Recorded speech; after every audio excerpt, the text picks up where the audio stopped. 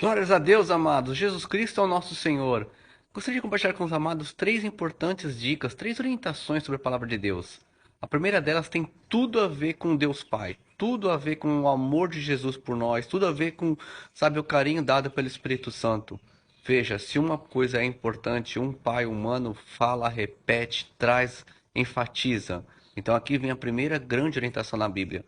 Quando nós pegamos o Antigo Testamento e vemos algo enfatizado pelos judeus, eles usavam da repetição lá no mesmo parágrafo.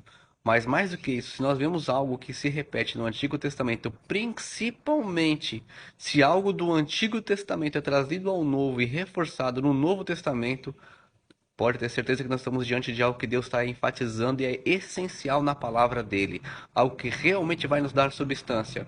A segunda dica eu diria que é o seguinte: todas as vezes que nós pegarmos a palavra de Deus, principalmente em algumas versões como a Almeida Revista Atualizada, quando você se deparar com, sabe, a expressão para quê, enfatiza ela, porque ela vai te dar grandes explicações. Veja, por exemplo, o que é dito na palavra de Deus em João 3,16. Deus enviou o mundo para que todo aquele que nele crê não pereça, mas tenha a vida eterna. Veja que esse para quê explica muito a vinda de Jesus para a humanidade. Se você ainda não se deu por contente, veja algo também que consta em Efésios 2, do 8 ao 10. Ele diz o seguinte: porque nós, sabe, fomos salvos pela fé. Isso não veio de nós, não foi feito por obras. Mas a Bíblia também enfatiza nesses mesmos versículos que nós somos criados para as boas obras, para que nós andássemos nelas.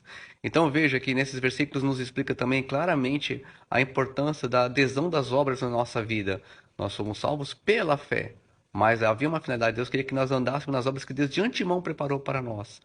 Talvez o terceiro, mais importante, tão importante quanto, é quando nós nos deparamos com situações onde alguns acreditam que está havendo, sabe, erro na Bíblia, mas a palavra de Deus é infalível.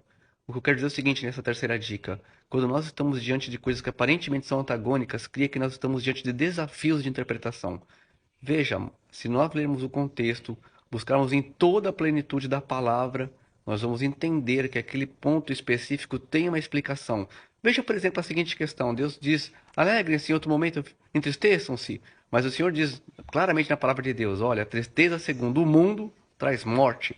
A tristeza segundo Deus traz arrependimento. Então há dois tipos de tristezas, por isso que o Senhor pede para nós termos, às vezes, atitudes diferentes em relação ao mesmo tipo de sentimento.